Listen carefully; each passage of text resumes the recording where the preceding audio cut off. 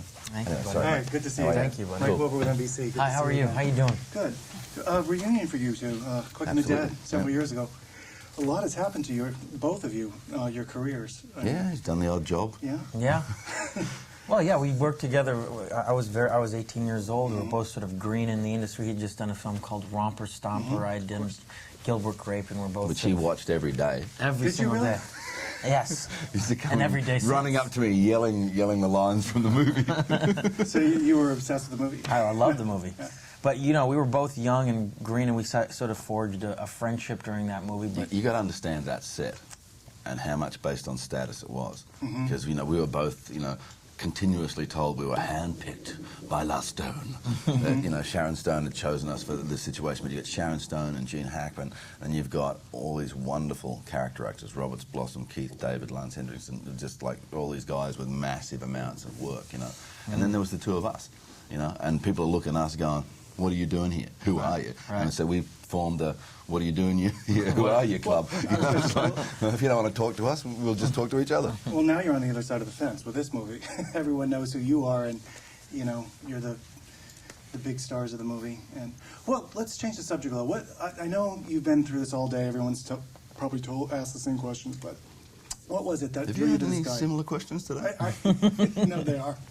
have we given any similar answers? Everybody's been, not at all. Everything's been fresh, original, and I'm just immediate. curious, what was it? Because this guy is kind of, you know, he's a CIA agent, or, you know, he's a CIA in the CIA, but he's so, I don't know, jovial. There's something about him that's... I think that's his distance from what he's doing, you know. He doesn't have a moral connection to it. He doesn't have any, you know, guilt about it. Wouldn't even come into his mind. He's insulated from the damage that he causes. And I think that in itself is analogous, you know, to the world as we live in it. From 10,000 miles away, he's causing great pain, but he's dropping his kids off to school. It's almost like he's playing a video game and I'm the character in the video game. Yeah.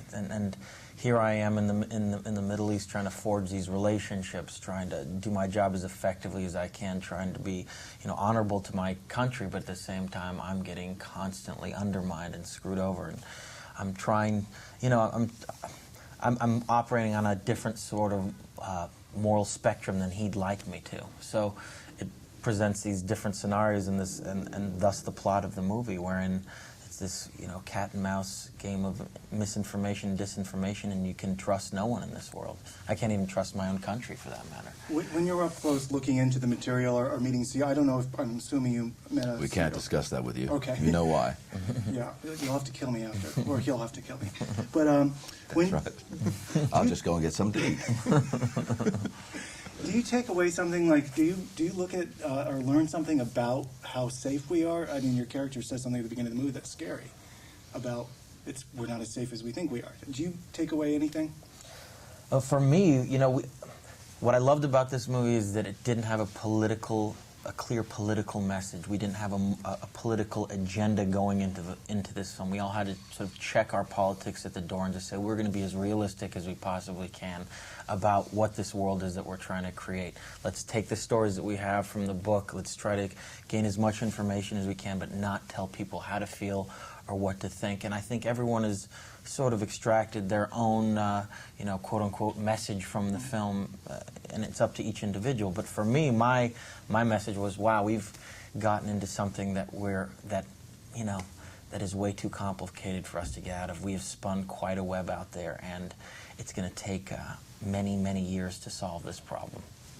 Well, we've been wrapped. Congratulations. Thank you. It's good to see you again. Cheers, mate. Thanks. Cool.